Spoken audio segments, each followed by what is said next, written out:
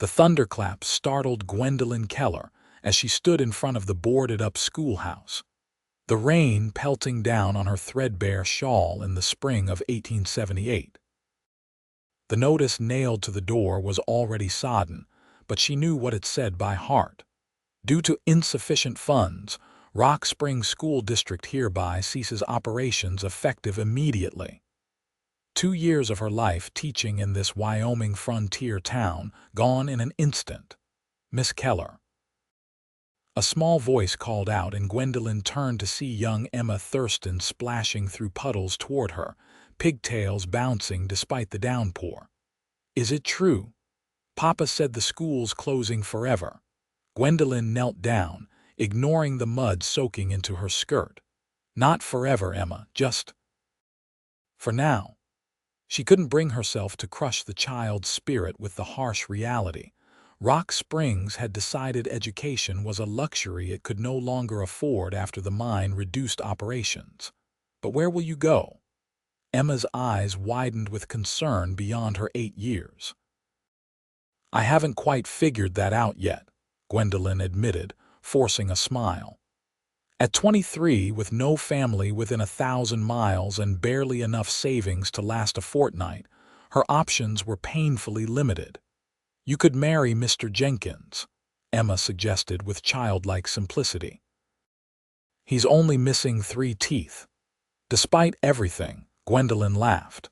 "I appreciate the suggestion, but I think Mr. Jenkins and I would not suit." The aging shopkeeper had indeed made his intentions known, but the thought of being his 4th wife made her stomach turn.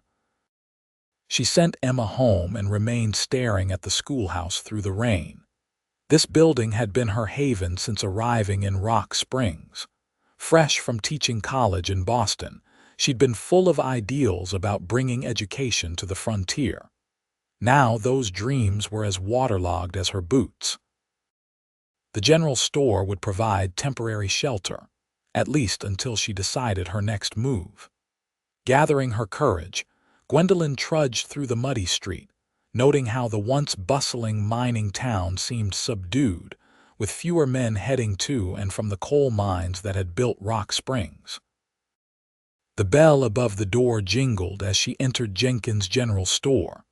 The familiar smell of tobacco, coffee, and leather goods greeted her as she shook the water from her shawl. "Terrible day to be caught without an umbrella, Miss Keller," called Martha Jenkins from behind the counter. The shopkeeper's sister was arranging canned goods, her gray hair neatly pinned beneath a cap. "Indeed," Gwendolyn agreed, attempting to pat dry her dripping sleeves. "Though I seem to have worse problems than the weather." Martha's expression softened. "We heard about the school. My brother says you're welcome to stay with us until you sort things out." The unspoken condition hung in the air. Jenkins' interest in her was no secret. "That's very kind," Gwendolyn said noncommittally, browsing the shelves to avoid Martha's eyes. "I may need to take the eastbound train. Perhaps my alma mater can suggest another placement." The door burst open, bringing with it another gust of rain and a man Gwendolyn recognized as Victor Edmonds, whose ranch lay several miles outside town.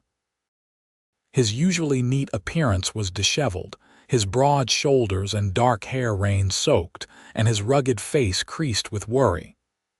2 children followed him, his son and daughter, she recalled, though they'd never attended her school. "Miss Jenkins," he addressed Martha, removing his hat. "I need supplies, double my usual order." His deep voice carried the slight drawl common to men who'd driven cattle north from Texas. "Trouble at the ranch, Mr. Edmonds?" Martha asked, already pulling items from shelves. "My housekeeper's gone. Packed up yesterday with that cattle driver heading to Cheyenne." He ran a hand through his wet hair. "Left me and the children high and dry." The children in question, a boy of about 10, and a girl perhaps a year younger, stood quietly beside their father. They were cleaner than most ranch children Gwendolyn had seen, but there was a solemn look about them that spoke of loss. That's the third one in 2 years, Martha commented, adding flour to his growing pile. You might consider sending these young ones to relatives for proper raising. The rancher's jaw tightened. They stay with me, we manage. Gwendolyn couldn't help herself. Your children didn't attend the town school. Victor Edmonds turned, noticing her fully for the first time. His eyes, the color of a summer storm, assessed her with surprise. Miss Keller, isn't it? The school teacher. Former school teacher as of this morning, she corrected. Something flickered in his expression. Calculation, perhaps. I taught them myself. Their mother valued education before she. He glanced at the children and didn't finish. The girl looked up at Gwendolyn with curious eyes. Do you know all about fractions, madam? Pa gets awful confused when he tries to explain them. Hannah, Victor admonished gently, but Gwendolyn smiled. I do indeed know about fractions, and grammar, history, literature, and even a bit of Latin. The boy, taller and more reserved than his sister, studied her with his father's same intensity. Can you ride a horse, James? Victor said, more firmly this time. It's quite all right, Gwendolyn assured him. I can ride, though not with any particular grace. Boston doesn't provide many opportunities for horsemanship. A crash of thunder rattled the store windows, and Martha clicked her tongue. This storm's not letting up. You folks best wait it out before heading back to the ranch. Victor nodded, then looked thoughtfully at Gwendolyn. Martha mentioned you're out of a position. Have you secured new employment? Not as yet, she admitted, wondering at his interest. He seemed to come to a decision. Miss Keller, my children still need teaching. Their mother, my late wife, was adamant they receive a proper education. His words came more rapidly now. I can offer you room, board, and a fair wage to live at my ranch and continue their schooling. Gwendolyn blinked in surprise. You're offering me a position as governess to your children? Yes, he said simply, unless you have other plans. Martha interjected. Mr. Edmonds' double E is one of the finest spreads in the county. You could do worse, Miss Keller. Gwendolyn's mind raced.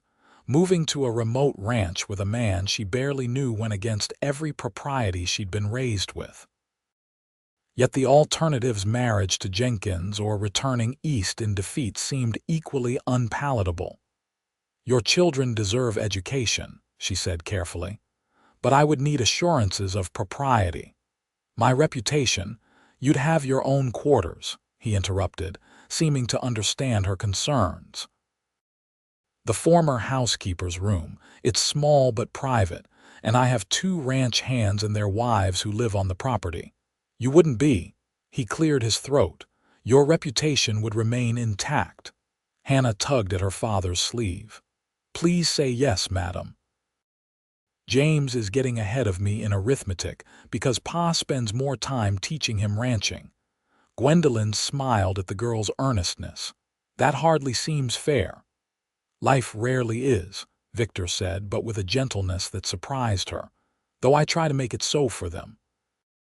Something in his manner, the obvious care for his children, the directness of his gaze, reassured her.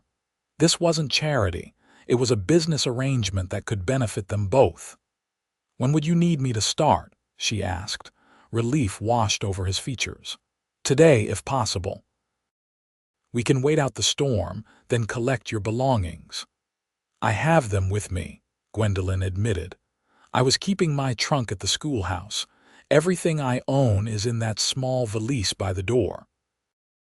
Victor Edmonds looked at her with new understanding, perhaps recognizing the precariousness of her situation. Then it seems the timing is fortunate for us both. As the rain continued to pour outside, Gwendolyn Keller made her decision. The schoolhouse had closed, and she had indeed found herself with nowhere to go. Now this cowboy, this rancher, was offering her children who still needed teaching. It wasn't the path she'd imagined, but it was a path forward. Very well, Mr. Edmonds, I accept your offer. The journey to the Double E Ranch took nearly 3 hours through rain-soaked terrain. Victor Edmonds had brought a covered wagon to town, which offered some protection from the elements. But by the time they arrived at the ranch, Gwendolyn was chilled to the bone and questioning her impulsive decision.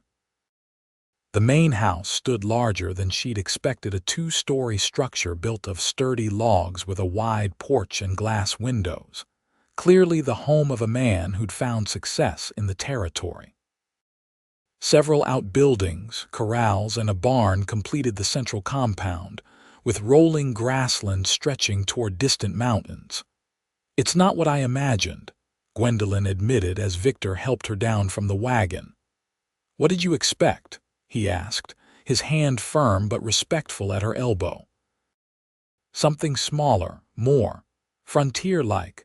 A ghost of a smile touched his lips.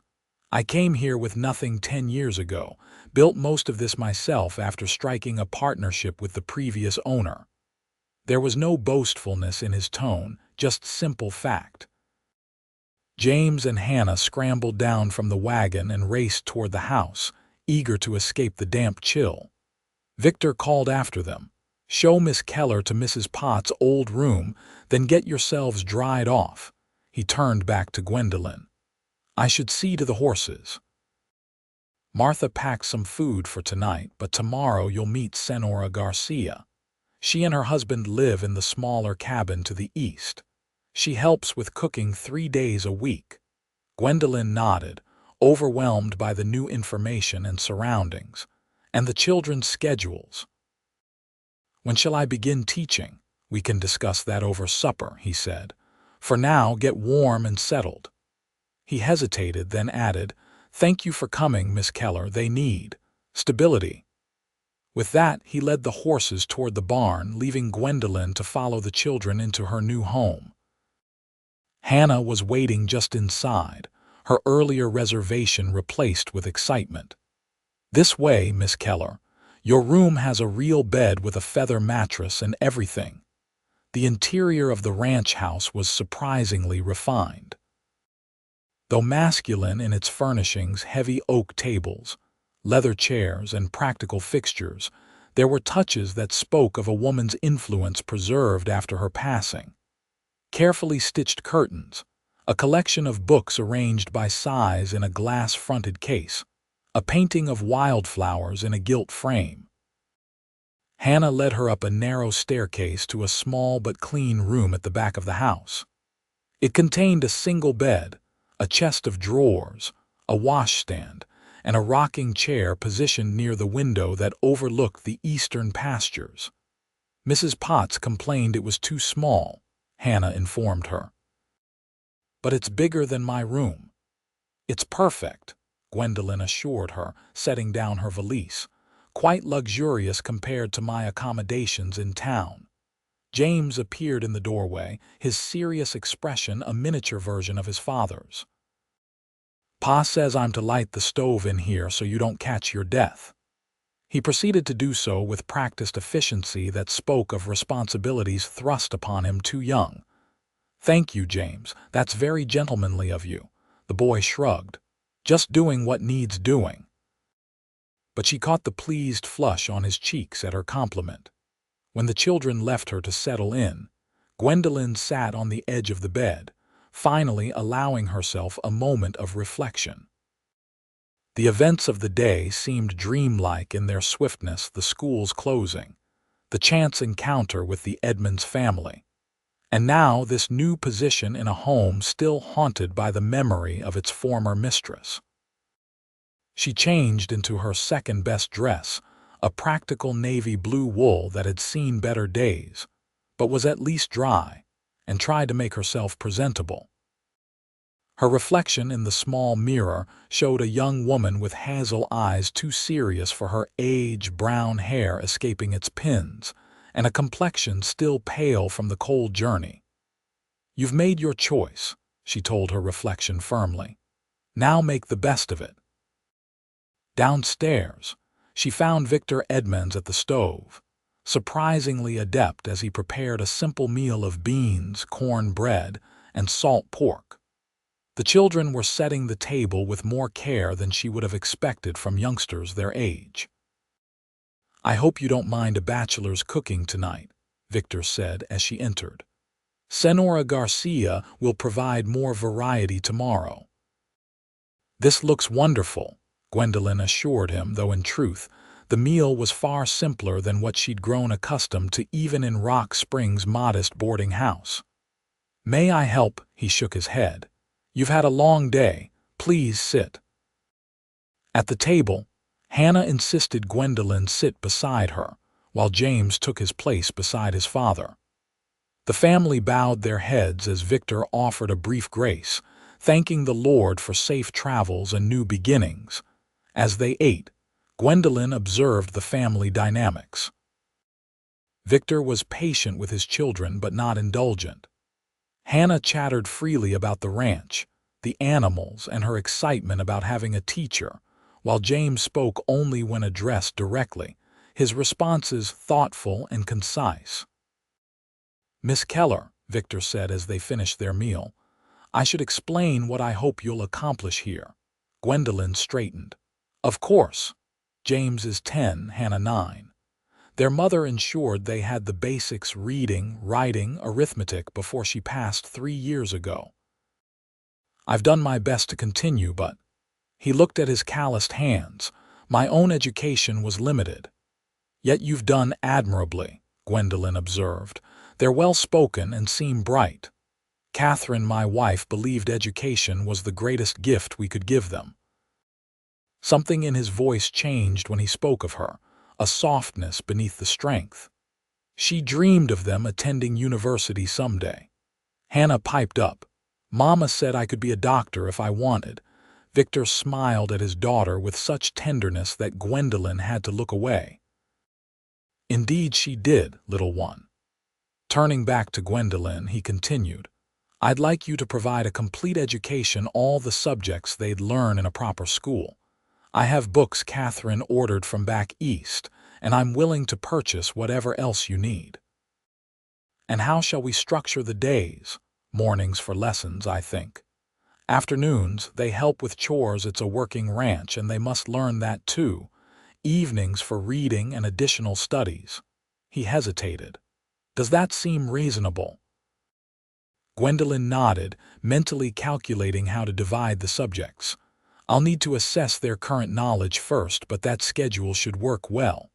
Hannah clapped her hands. "Will we learn poetry? Mama loved poetry." "Certainly," Gwendolyn smiled. "And history, geography, perhaps even some French if you're interested." "French?"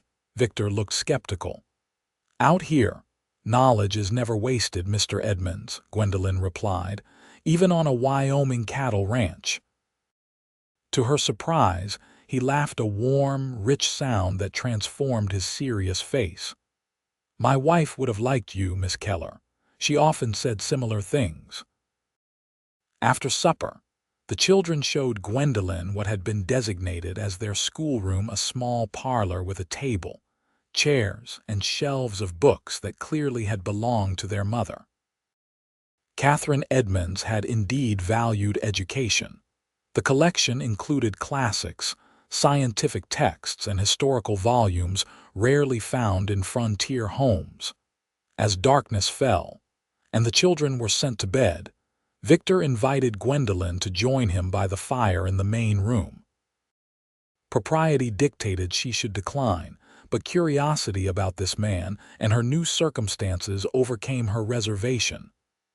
"I should warn you," he said as she took a seat across from him, "that life here can be challenging. Winters are harsh, summers hot and dry. We're isolated. Town is our closest neighbor, and as you know, that's a good 3-hour journey in fair weather. I'm not afraid of hard work or isolation, Mr. Edmonds." He studied her for a moment. "No, I don't suppose you are, coming all the way from Boston to teach in a frontier mining town." He poked at the fire. "May I ask why you made such a journey?" Gwendolyn considered how to answer. "My parents died when I was 16. I lived with an aunt while finishing my education, but we never truly connected. Teaching college offered an opportunity, and the frontier needed educators. It seemed an adventure worth undertaking. And has it been worth it? Yes, she said without hesitation. Despite today's setback, the children I taught in Rock Springs were eager to learn. Many had never held a book before. To see their minds open to new ideas, there's no greater reward. Victor nodded slowly. Catherine said similar things. She taught in Denver before we married. The ghost of Victor Edmonds seemed to hover between them, and Gwendolyn felt a strange need to measure up to this woman she'd never met. She must have been remarkable. She was. His voice held that same softness again. Then he straightened, all business once more. You should know I can be demanding about the children's progress. I expect regular reports. Of course, Gwendolyn agreed. Weekly assessments would be appropriate. Good. He stood, indicating their conversation was concluding. We rise early here, breakfast at 6. The children will show you around tomorrow morning, then you can begin lessons the following day. At her door upstairs, Victor paused before bidding her good night. Miss Keller, I'm not an educated man, but I know the value of what you're providing my children. I hope you'll find some contentment here. Thank you, Mr. Edmonds. I believe I will. As she prepared for bed in her small room, listening to the unfamiliar sounds of the ranch settling for the night, Gwendolyn wondered about the path that had led her here to this remote house, to these fatherless children, to the solemn man whose grief still lingered in the shadows of his eyes. The schoolhouse had closed, leaving her nowhere to go. Now this cowboy, this rancher whose rough exterior concealed depths she'd only glimpsed, had offered her purpose again. Children who still needed teaching. It wasn't the life she'd imagined, but perhaps it was the one she was meant to find. The next morning arrived with a clarity that only comes after storms. Gwendolyn woke to sunlight streaming through her window and the distant sounds of a working ranch, the lowing of cattle, the whinnying of horses, men's voices calling instructions to one another. She dressed quickly in her most practical outfit, a brown skirt and white shirtwaist, and pinned her hair in a simple style. If she was to live on a ranch, she would need to adapt to its rhythms and requirements. Downstairs, she found the kitchen already bustling with activity. A round-faced Mexican woman with salt and pepper braids wrapped around her head was kneading dough at the table, while Hannah set out plates and James fetched water from the pump outside. "Buenos dias," the woman greeted warmly. "You must be Miss Keller. I am Elena Garcia." She wiped flour from her hands and extended one to Gwendolyn. "My husband Mateo and we live in the small house by the orchard. He manages the horses, I manage the cooking." She winked. "And sometimes the master of the house." "It's a pleasure to meet you, Senora Garcia," Gwendolyn replied, charmed by the woman's forthright manner. "Senora Elena, please. We are informal here." She turned back to her dough. "The patron and the men left at dawn to move cattle to the north pasture. He said to tell you the children are yours today to begin your work." Gwendolyn felt a flicker of disappointment that Victor had departed without a word, then chided herself for the sentiment. This was a working relationship, nothing more. Breakfast was a hearty affair of fresh biscuits, eggs, and bacon, with Elena regaling them with stories of her childhood in New Mexico territory. The woman clearly doted on the Edmonds children, and they responded with affection that suggested she'd been a consistent presence in their lives. "Now," Elena said as she cleared the plates, "you three go explore while I clean. The patron said to show Miss Keller everything." "Everything?" James asked skeptically. "Well, perhaps not the south gully where you hide when you're supposed to be doing chores," Elena replied with a knowing look that made the boy flush. "But the important places, yes." The tour began with the immediate surroundings: the barn, stables, chicken coop, smokehouse, and tool shed. Gwendolyn was impressed by the orderliness of it all. Victor Edmonds ran his ranch with precision and care. Pa has 30 ranch hands during busy seasons, James explained with pride. We run over 3,000 head of cattle across 20,000 acres. That's quite substantial, Gwendolyn remarked, trying to comprehend the scale of the operation. Pa says it's medium-sized compared to some Texas spreads, James said. But he built it all himself after he married Mama. They moved beyond the central compound, walking along a well-worn path toward a small rise. Hannah skipped ahead, gathering wildflowers while James pointed out landmarks. That's Grizzly Creek, he indicated a stream that wound through the property. Best fishing in the county. And over there, he pointed to a stand of trees. That's the orchard Alina's husband tends. We get apples and cherries in season. Atop the gentle hill, Hannah stopped and laid her gathered flowers on a small stone marker. Gwendolyn approached slowly, realizing this must be Catherine Edmonds' grave. The headstone was simple but beautifully carved. Catherine Marie Edmonds, beloved wife and mother, 1843–1875. Love bears all things, believes all things, hopes all things, endures all things. Hannah looked up at Gwendolyn. We visit Mama every Sunday after breakfast. Pa says it's important to remember. Gwendolyn placed a hand gently on the girl's shoulder. Your father is right. Memory keeps love alive. James stood slightly apart, his expression guarded. Pa sits here for hours sometimes, just talking to her like she can still hear. Perhaps she can, Gwendolyn said softly. And even if not, it helps your father to speak his thoughts. The boy considered this. He talks different when he's up here, not so. Serious, Gwendolyn suggested. James nodded. He laughs sometimes, tells her about us, about the ranch. Hannah took Gwendolyn's hand. Mama would be happy you're here. She always said education was important. As they turned to leave, Gwendolyn glanced back at the solitary grave. Catherine Edmonds had clearly been the heart of this family. Her absence had left a void that Victor was struggling to fill, balancing the roles of father, rancher, and keeper of his wife's dreams for their children.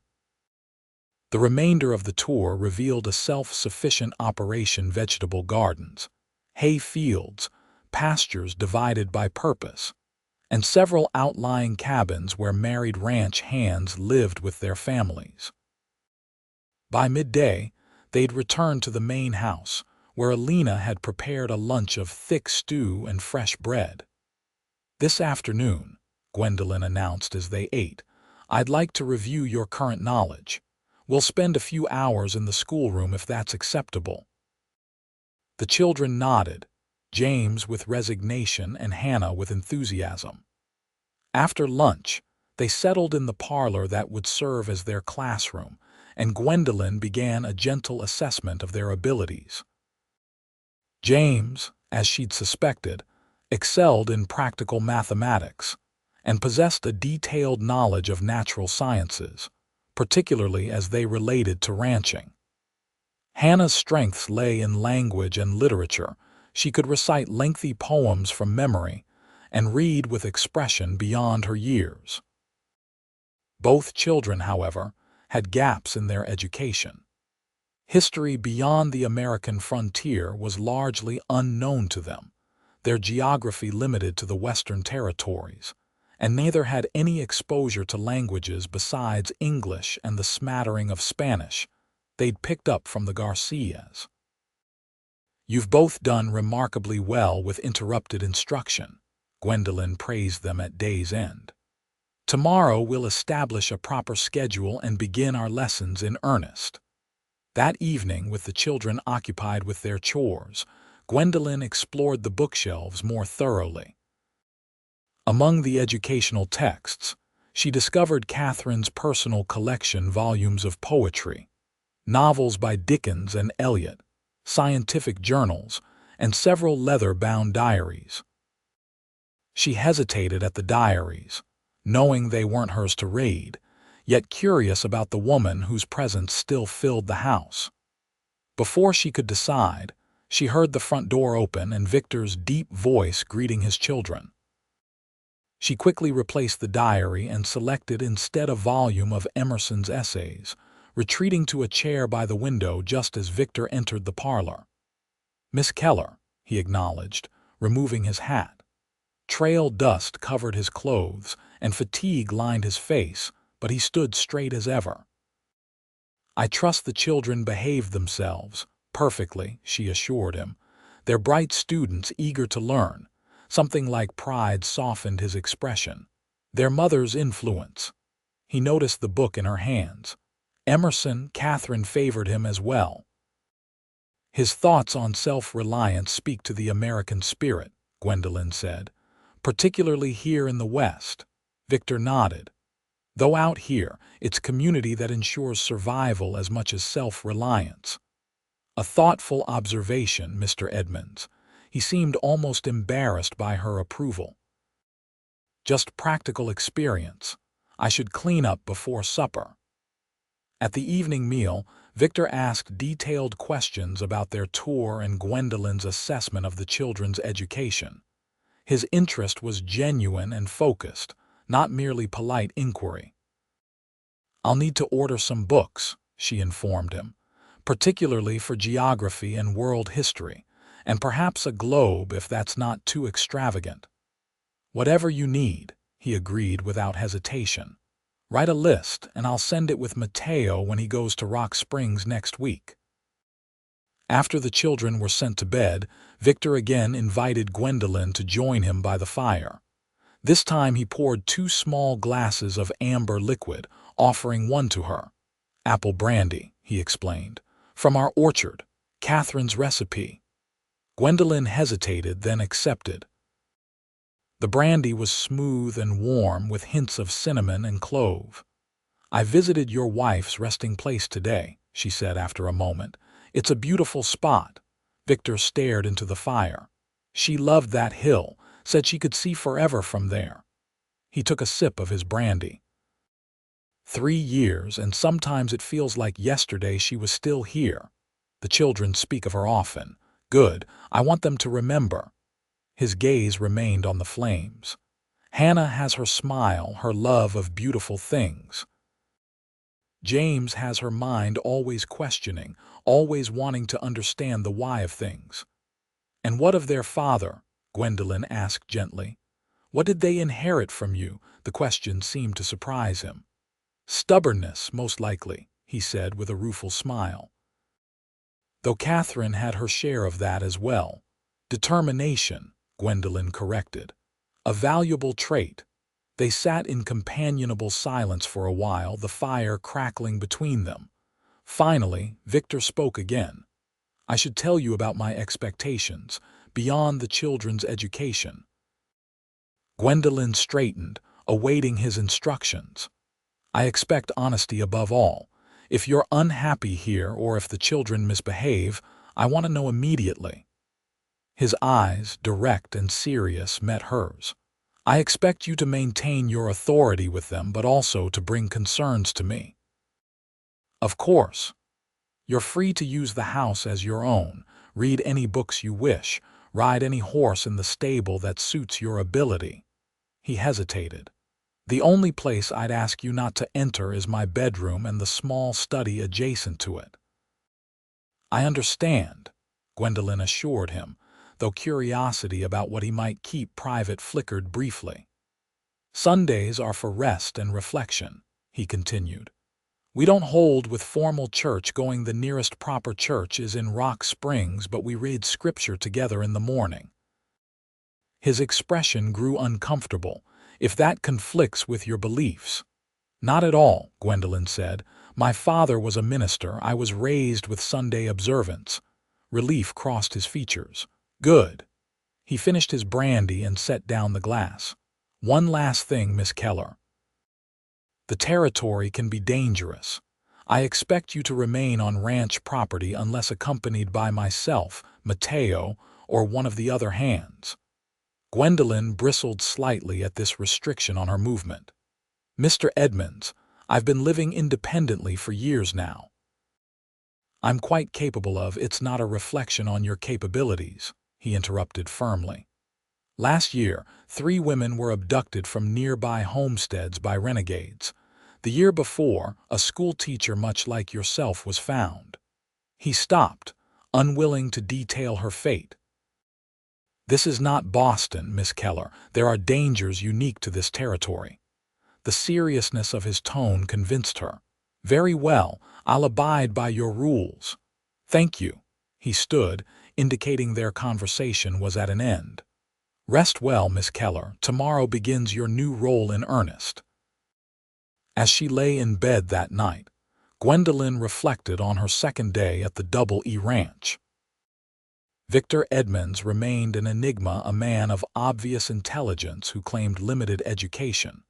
A father devoted to his children's future yet anchored to his past. A rancher with the sensibilities of a philosopher. And beneath it all, a lingering grief that shadowed his every interaction. The days quickly settled into a rhythm at the Double E Ranch. Mornings were devoted to lessons, with James and Hannah proving to be eager and capable students. Afternoons found Gwendolyn either assisting Alina with household tasks or exploring the immediate surroundings of the ranch. Evenings were for reading, conversation, and planning the next day's lessons. Victor was often absent during daylight hours, the demands of the ranch keeping him in the saddle from dawn until dusk. But he made a point of dining with them each evening, listening attentively as the children shared what they'd learned, and as Gwendolyn reported on their progress. 2 weeks into her tenure, Gwendolyn was in the schoolroom with the children when a commotion outside drew their attention. Men's voices shouted in alarm, followed by the sound of galloping horses approaching the house. "Stay here," Gwendolyn instructed the children. Moving to the window through the glass, she saw Victor dismounting from a lathered horse, blood staining the left sleeve of his shirt. Another ranch hand was being helped from his saddle, his leg bandaged with what looked like a torn shirt. "James, fetch Alina and tell her your father's hurt," Gwendolyn said sharply. "Hannah, bring me the medicine box from the kitchen shelf." The children rushed to obey while Gwendolyn hurried outside. Victor was already halfway to the house, supporting the injured ranch hand. "What happened?" she asked, moving to help with the wounded man. "Rustlers," Victor said tersely. "Cut fences on the north boundary and were driving off a dozen head when we came upon them." They helped the ranch hand, a young man named Bill, into the bunkhouse where several others waited. Victor turned to leave once Bill was settled. "You're hurt as well," Gwendolyn said, catching his arm. He glanced down as if noticing the blood for the first time. "Just a graze. Bill took a bullet proper in the leg. Nevertheless, it needs cleaning." Her tone brooked no argument. "The house will be better than the bunkhouse for that." To her surprise, he acquiesced without protest. In the kitchen, Alina was already heating water while Hannah set out the medicine box. James hovered nearby, eyes wide at the sight of his father's bloodied shirt. "It's nothing, son," Victor assured him. "Just a scratch from a coward's bullet." Alina shooed the children away despite their protests. "Go finish your lessons. Your father is in good hands." Once they were alone, Gwendolyn helped Victor remove his shirt, revealing a lean, muscled torso marked with the scars of a life spent in hard work and occasional violence. The newest injury was indeed a graze, but deep enough to require cleaning and bandaging. "You're fortunate," she commented as she gently washed dried blood from the wound. "An inch to the right and it would have been far more serious." Victor watched her work, his expression unreadable. "You seem experienced at this." "My father's parish included a poor district in Boston. I often assisted when injuries occurred." She applied a salve from Alina's collection of medicinals. The principles are the same, whether in a city tenement or a Wyoming ranch. He winced slightly as she began bandaging.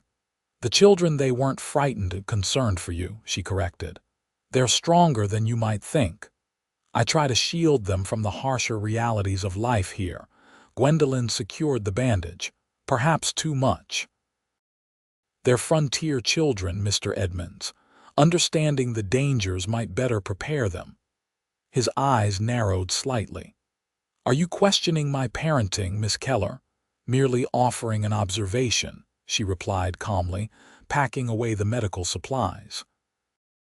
You hired me for my educational expertise. Part of education is preparing children for the world they'll inherit. For a moment, she thought she'd overstepped. Then, unexpectedly, Victor laughed, that same rich sound that transformed his features. Catherine said almost exactly the same thing once when I forbade James from accompanying me to brand cattle. He shook his head. She was right then, as you may be now. Gwendolyn felt an inexplicable warmth at being compared favorably to his late wife. What happened with the rustlers? Victor's expression hardened. They got away with the cattle, this time, but they wounded one of my men and threatened what's mine. He stood, careful of his bandaged arm. I won't let that stand. The intensity in his voice sent a shiver through Gwendolyn. This was not the thoughtful, measured man who discussed Emerson by the fire, but a frontier rancher prepared to defend his own. What will you do? For now, double the patrols and move the herds closer to the main compound. He reached for a clean shirt that Alina had brought. If they return, they'll find us ready. That evening at dinner, Victor downplayed the incident for the children's benefit, but Gwendolyn noticed new tension in his shoulders, a vigilance that hadn't been there before. After the meal, he excused himself to meet with his foreman in the study, the room he'd asked her not to enter. With the children occupied with their reading, Gwendolyn found herself drawn to the front porch. The spring evening was mild, with a crescent moon hanging low over the eastern hills. From the direction of the bunkhouse came the soft strains of a harmonica, playing a melancholy tune that seemed to capture the mood of the day. She was so lost in thought that she didn't hear Victor approach until he spoke. You should be careful, even here near the house, he said. At least until we're certain the rustlers have moved on, Gwendolyn started slightly. I didn't mean to worry you. Not worry, just awareness. He joined her at the porch railing, his presence solid and reassuring beside her. The ranch is beautiful in the moonlight, she offered, gesturing toward the silver-washed landscape. Yes, but he wasn't looking at the land, his gaze was on her face. Miss Keller, Gwendolyn, I want to thank you. The use of her given name surprised her. For what? For coming here. For teaching my children. He hesitated. For bringing life back into this house. Something shifted between them in that moment, a recognition, perhaps, of connection beyond their professional arrangement. The children are a joy to teach, she said, uncertain how to respond to the sudden intimacy of his tone. It's more than that. He turned to face her fully. You challenge them. You challenge me. Catherine was the last person who dared to do that. Gwendolyn felt her pulse quicken. Mr. Edmonds, Victor, he corrected softly. At least when we're alone like this. Victor, she conceded, the name feeling foreign yet right on her lips. I'm simply doing what you hired me to do. He shook his head. No, you've brought something I didn't expect, didn't know I needed. Before she could respond, a shout came from the direction of the bunkhouse. One of the ranch hands was running toward them, rifle in hand. Riders coming, boss. At least 6 moving fast. Victor transformed instantly from the contemplative man beside her to the commanding rancher. Get inside, bolt the doors, he ordered Gwendolyn. Keep the children away from windows. She hurried to obey as Victor strode toward the approaching men, his injured arm seemingly forgotten in the face of this new threat. Through the window, she watched as ranch hands emerged from the bunkhouse, weapons ready. The approaching riders slowed, stopping at a distance. One man separated from the group, riding forward alone. Even in the dim light, Gwendolyn could see he wore a badge. "It's Sheriff Taylor from Rock Springs," she told the frightened children who had joined her at the window. "I recognize him." The tension outside visibly eased as Victor greeted the lawman, though the ranch hands kept their weapons at the ready. After a brief conversation, Victor led the sheriff and his deputies toward the house. Gwendolyn quickly moved the children away from the window, straightened her appearance, and prepared to receive visitors. When Victor entered with Sheriff Taylor, she had composed herself into the proper schoolteacher once again. "Miss Keller," Victor said formally, "Sheriff Taylor has news of the rustlers." The sheriff, a weathered man in his 50s, nodded respectfully. "Madam, didn't expect to find you out here. Town's been wondering where you disappeared to after the school closed." "Mr. Edmonds kindly offered me a position teaching his children," she replied. The sheriff raised an eyebrow but made no comment on the arrangement. "We caught 2 of the rustlers trying to sell marked cattle in Rawlins. They've implicated others, including someone who's been feeding them information about ranch operations in the area." Victor's expression darkened. "Someone local, appears so. They're being transported to Rock Springs for trial." The sheriff accepted the coffee Alina brought him. "Thought you should know they mentioned the double E specifically. Said someone told them you'd be moving herds to the north pasture yesterday." Gwendolyn watched Victor's face as he processed this betrayal. Only someone familiar with the ranch's operations would have known their schedule. "Do you have a name for this informant?" Victor asked, his voice dangerously calm. The sheriff shook his head. "Not yet, but we're looking. In the meantime, you might want to be careful who you trust with your plans." After the sheriff and his deputies departed, promising to return if they learned more, Victor remained standing in the parlor, his expression thunderous. "One of my own men," he said finally. "It must be. No one else would know our movements. Perhaps someone overheard in town." Gwendolyn suggested. "Or a casual worker hired temporarily," he paced the room. "Possibly. But I need to consider everyone suspect until proven otherwise." He looked at her with sudden intensity. "Except you and the children. And Alina and Mateo, they've been with me since before Catherine died." "What will you do?" "Change routines. Feed false information. See who reacts." His practical mind was already devising strategy. "And keep everyone close to the house for now." That night, sleep eluded Gwendolyn. The events of the day swirled in her mind: Victor's injury, his uncharacteristic openness on the porch, the threat of betrayal from within his trusted circle. Beyond her window, she could see men on patrol, their silhouettes moving against the star-filled sky. The Double E was no longer just a place of employment, she realized. In the span of a few weeks, it had become home, its rhythms familiar, its inhabitants important to her. The thought of danger threatening this newfound security stirred protective instincts she hadn't known she possessed. And Victor Edmonds. Her feelings for him were evolving in ways that both thrilled and alarmed her. He was her employer, a man still devoted to his dead wife's memory. Any attachment would be inappropriate, impractical. Yet as dawn broke over the eastern hills, Gwendolyn acknowledged the truth she'd been avoiding. She was falling in love with the solemn rancher and his motherless children, and that complicated everything. The following weeks brought a heightened vigilance to the Double E Ranch. Victor increased security measures, limiting who had access to information about the ranch's operations and rotating men between duties to prevent patterns that outsiders could predict. Despite these precautions, life continued. Lessons were taught, meals shared, and the rhythm of ranch life maintained. If anything, the threat from outside seemed to strengthen the bonds within the household. On a particularly warm May afternoon, Victor surprised them all by declaring a half-day holiday.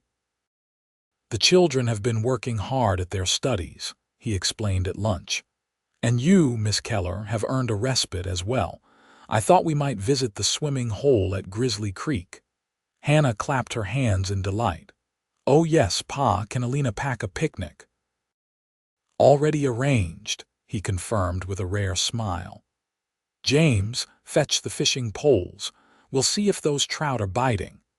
An hour later, they rode out together, Victor on his stallion, James on his own pony, while Hannah rode double with Gwendolyn on a gentle mare.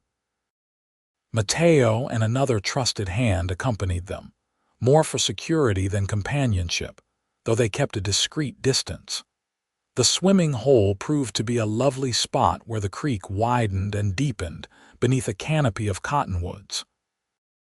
A small sandy beach offered perfect access to the water, which sparkled invitingly in the afternoon sun. While Victor helped the children prepare their fishing lines, Gwendolyn spread the picnic blanket in a shady spot. She'd worn her simplest dress for the outing, but still felt overdressed for such an informal occasion. Victor seemed to read her thoughts. "Catherine kept swimming clothes here in a cache," he said, pointing to a hollow tree near the water's edge. Simple garments that preserved modesty while allowing freedom to swim. She believed everyone should learn. Curious, Gwendolyn investigated the cache and found several sets of what appeared to be modified bloomers and loose tunics, made of lightweight cotton. She selected a set that seemed near her size and retreated behind a screen of bushes to change. The swimming clothes felt scandalously revealing compared to her usual attire. But as she emerged, she saw that James and Hannah were already wearing similar outfits and splashing in the shallows without any sign of impropriety.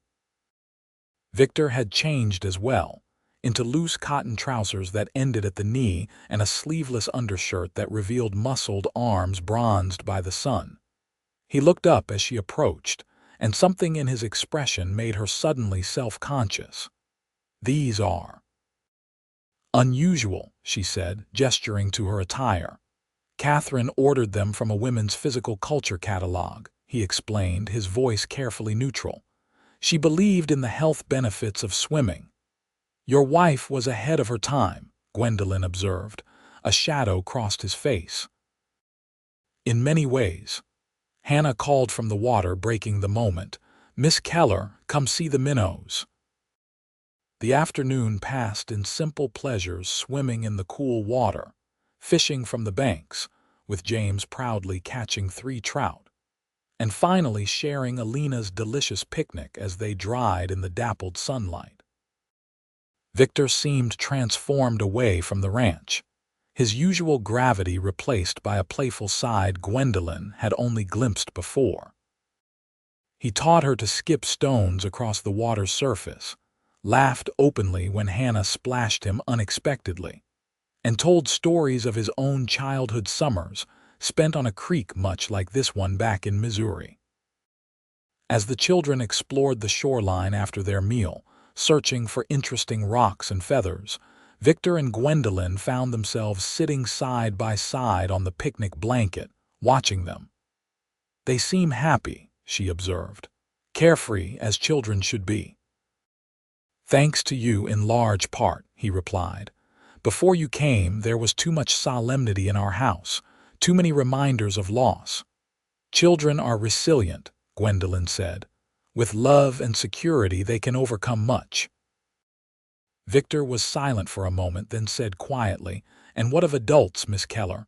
Are we equally resilient?" The personal nature of the question caught her off guard. "I believe so, yes, though our wounds may take longer to heal." He turned to look at her, his expression unguarded. "There are days I believe I'll never heal from losing her. Then there are moments like today when I feel something like happiness again, and the guilt is almost unbearable." "Guilt," Gwendolyn asked gently, for living, for finding joy when she cannot. His gaze returned to his children. For contemplating a future she won't share. Gwendolyn's heart quickened at his words. Surely she would want that for you, for all of you, a future with happiness.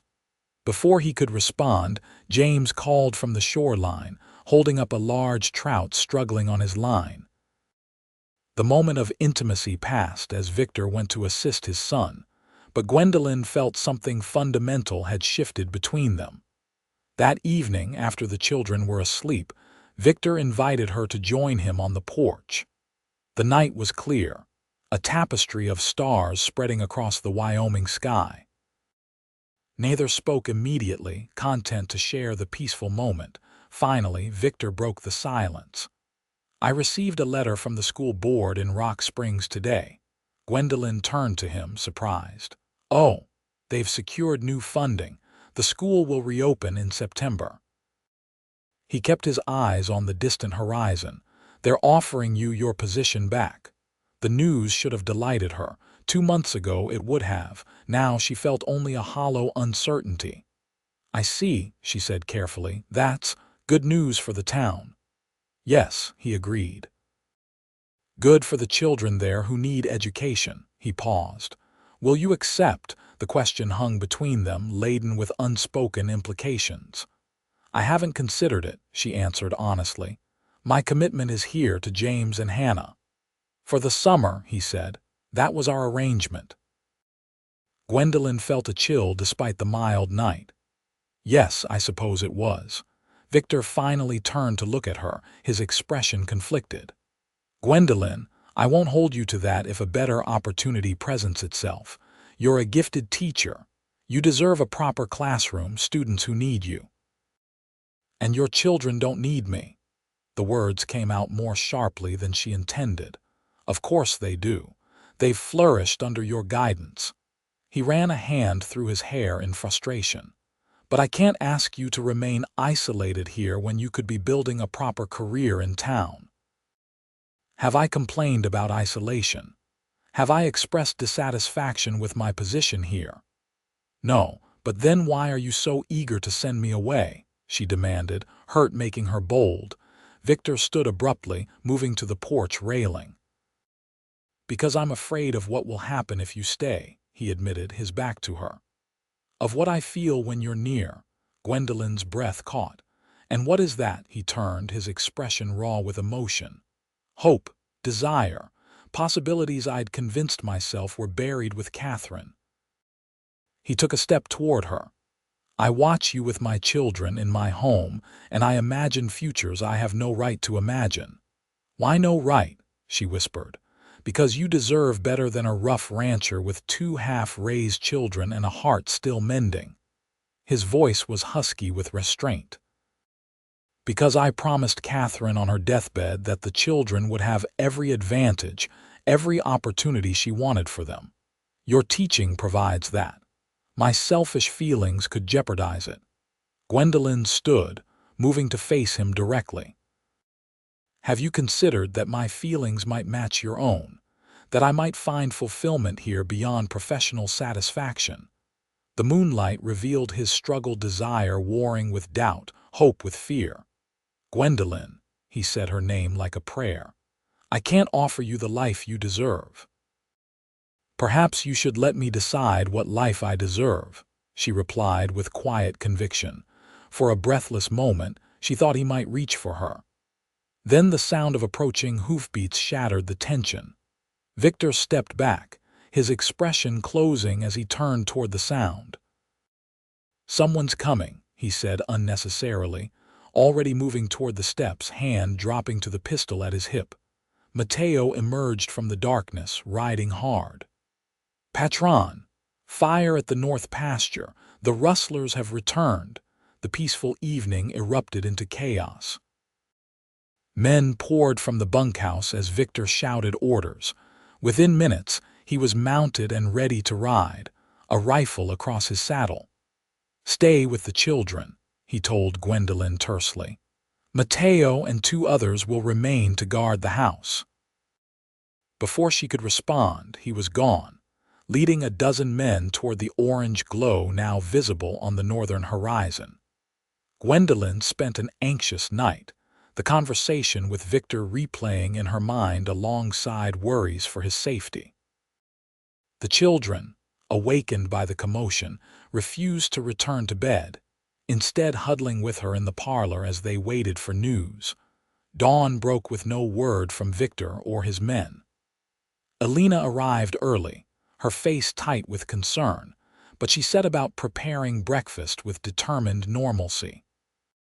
"The men will be hungry when they return," she said firmly. "Life continues, even in troubled times."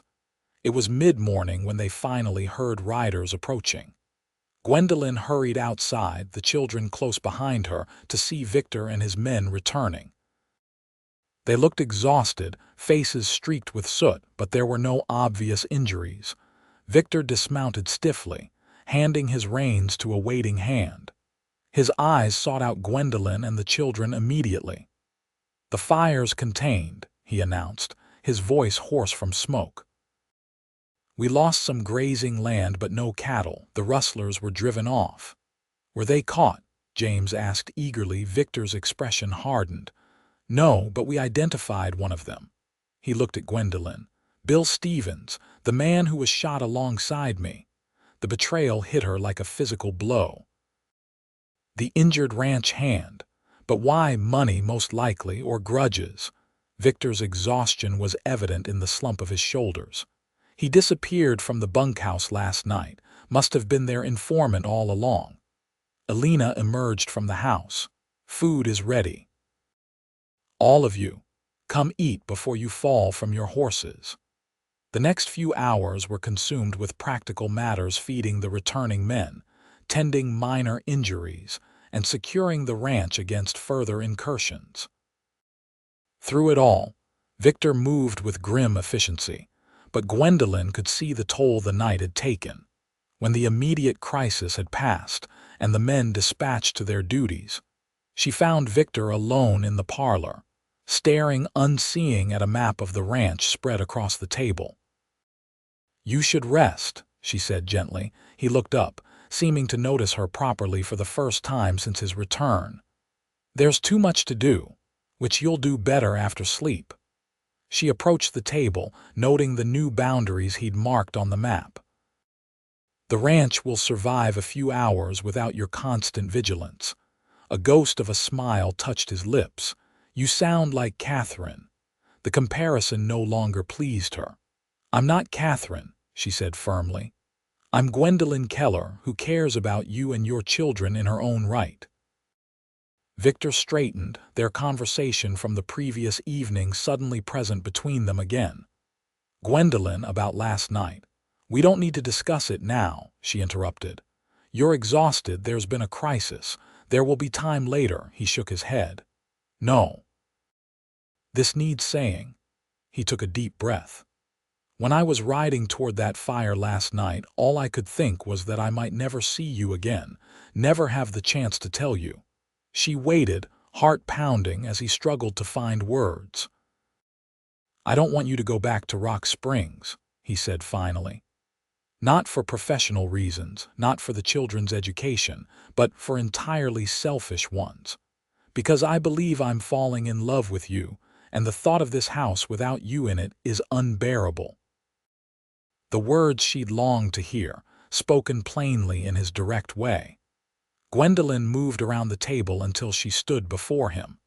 "Then I won't go," she said simply. "Because I believe I love you too, Victor Edmonds. Your children, your ranch, this life you've built, I want to be part of it all." For a moment, he seemed unable to believe her. Then slowly, giving her every chance to retreat, he reached for her hand. When she gave it willingly, he drew her closer until she stood within the circle of his arms. "I never expected to find this again," he murmured, his hand gently touching her cheek. "Neither did I," she admitted. "I came west seeking purpose. I never imagined I'd find a home, a family." His kiss, when it finally came, was tentative at first, then deepening with a hunger that matched her own.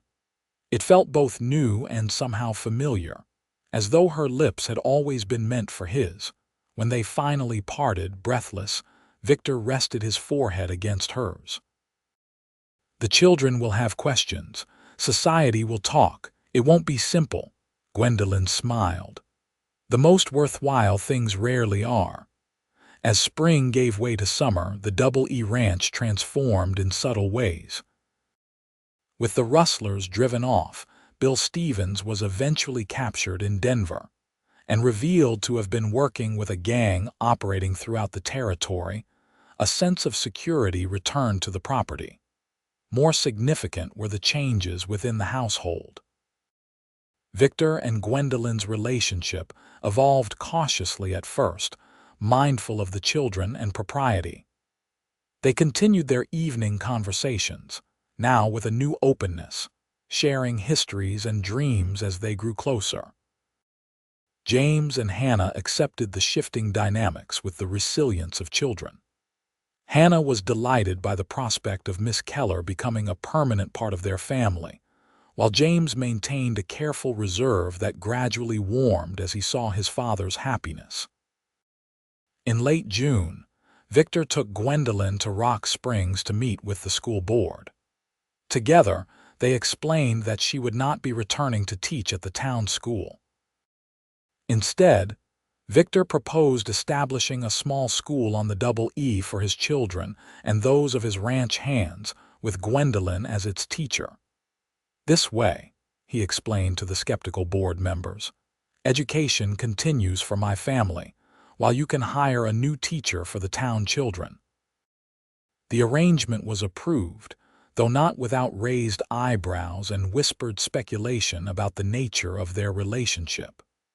Gwendolyn found she cared less about such gossip than she once would have.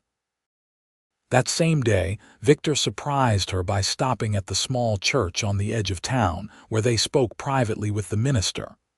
When they emerged, Gwendolyn wore a simple gold band on her finger. "Are you certain?" she asked as they rode back toward the ranch. "It's so soon." Victor's smile was more frequent these days, his eyes clearer. "I've never been more certain of anything, unless you wish for more time." Gwendolyn shook her head. "No, only—" She hesitated. "I don't want to replace Catherine in your heart or your children's memories." Victor reined his horse to a stop, turning to face her. "You couldn't if you tried. Catherine will always be their mother, my first love." His expression was earnest. "But hearts have infinite capacity, Gwendolyn. Loving you doesn't diminish what I felt for her. If anything, it honors the life we built, ensures it continues through the children she loved so much." The wisdom of his words struck her deeply. "When did you become so philosophical, Mr. Edmonds?" His laugh was free and genuine. "Perhaps I've been reading too much Emerson. Or perhaps loving you has made me wiser." They announced their engagement to the children that evening. Hannah's joyful acceptance was immediate and enthusiastic. James, however, remained quiet, his expression unreadable. Later that night, Gwendolyn found the boy sitting alone on the porch steps, staring at the stars. "May I join you?" she asked gently. He nodded, making room beside him. They sat in silence for a while before James finally spoke. "Pa said you're going to be my new mother." "I'll be your stepmother," Gwendolyn corrected carefully. "But I would never try to replace your mother. She'll always be with you, James." The boy picked at a splinter in the wooden step. "What should I call you then?" "Whatever feels right to you. Miss Keller, if you prefer, Gwendolyn, or—" She took a breath. "Mother someday if you ever wish it, but only when if you're ready." He considered this, his young face serious beyond his years. "Pa smiles more now since you came." "I'm glad," she said, touched by his observation. "Mama would like that." He looked up at her, his expression suddenly vulnerable. "She made me promise to look after him and Hannah before she went away." Gwendolyn's heart ached for this child who'd shouldered such responsibility. That's a heavy promise for a 7-year-old boy. "I was almost 8, he corrected with a hint of pride. Then his shoulders slumped slightly. But it's hard sometimes. Pa gets sad and I don't know how to fix it. Gwendolyn gently placed her arm around him, relieved when he didn't pull away. You don't have to fix everything, James. That's too much for anyone, especially a child. Perhaps we could share that responsibility now. He looked up at her, considering. Like partners. Exactly like partners, she agreed with a smile. In caring for your father and Hannah, in remembering your mother, in building our family. James nodded slowly, seeming satisfied with this arrangement. I suppose that would be all right. He stood, suddenly boyish again. I should go to bed. Good night, Miss Keller. Good night, James. As he reached the door, he paused, turning back. Gwendolyn, he said, testing the name. Good night, Gwendolyn. It was a beginning. The wedding took place in early July on the hill beside Catherine's grave. It was Victor's suggestion, one that initially gave Gwendolyn pause. Are you certain? She asked when he proposed it. Won't it seem disrespectful? Not to Catherine, he said with quiet confidence. She would understand better than anyone. This way, she's part of the new chapter we're beginning. The ceremony was small but joyful. Alina and Mateo stood as witnesses, while James and Hannah participated by holding flowers and rings. The ranch hands and their families gathered on the hillside, genuinely happy for their employer's newfound happiness. Gwendolyn wore a simple white dress ordered from Denver, with wildflowers in her hair. Victor appeared in a new suit, his face freshly shaved, his eyes never leaving her throughout the brief ceremony performed by the minister from Rock Springs. Their vows were personal and heartfelt. Victor spoke of second chances and unexpected joy, of building on foundations already laid. Gwendolyn promised to honor the past while embracing their future, to love not just him but the family they were creating together. As the minister pronounced them husband and wife, a breeze swept across the hillside, rippling through the summer grass like a blessing. Later, Alina would insist it was Catherine's spirit giving her approval. The celebration continued well into the evening with food, music, and dancing in the ranch yard. Victor proved to be a surprisingly graceful dancer, guiding Gwendolyn through waltzes and reels with confident steps. Where did you learn to dance so well? She asked, breathless after a particularly energetic number. Catherine insisted, he admitted with a smile. Said no husband of hers would be a wallflower at social gatherings. For the first time, hearing Catherine's name brought no shadow to Gwendolyn's heart. She was becoming part of the tapestry of their shared history, not a rival to be feared. That night, as husband and wife, they retreated to the master bedroom, a space Victor had redecorated subtly for their new beginning, with fresh curtains and linens but Catherine's favorite painting still hanging where she'd placed it. It was a thoughtful balance of respect and renewal. Their lovemaking was tender and passionate, a physical expression of the bond that had grown between them over the months since the schoolhouse closed and brought them together.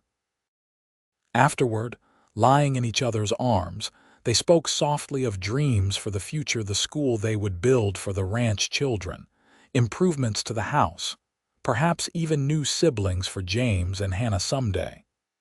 Are you happy, Mrs. Edmonds? Victor asked, his fingers tracing patterns on her bare shoulder. Gwendolyn smiled at her new name.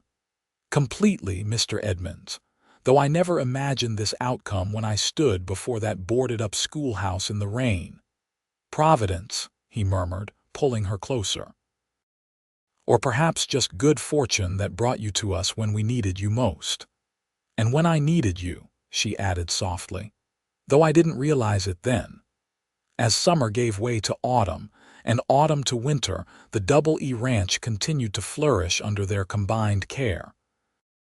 The small schoolhouse Victor built halfway between the main house and the workers' cabins became a center of learning not just for James and Hannah, but for all the children on the property. Gwendolyn found teaching in this setting even more rewarding than her work in town had been. Winter brought heavy snows that isolated the ranch for weeks at a time, but the Edmonds household was warm with family closeness. Evenings were spent reading by the fire, with Victor often joining in the lessons, expanding his own education alongside the children. The Christmas celebration was particularly meaningful there first as a family, with traditions both old and newly created. By spring, Gwendolyn's condition became apparent to all, though she continued teaching until Alina insisted she rest more as her time grew near. James and Hannah received the news of a coming sibling with excitement, particularly Hannah, who prayed nightly for a sister. In late May of 1879, almost exactly a year after Gwendolyn had first arrived at the Double E, their son was born, a healthy, robust boy with his father's dark hair and his mother's hazel eyes. They named him Robert Victor, honoring both Gwendolyn's father and his own.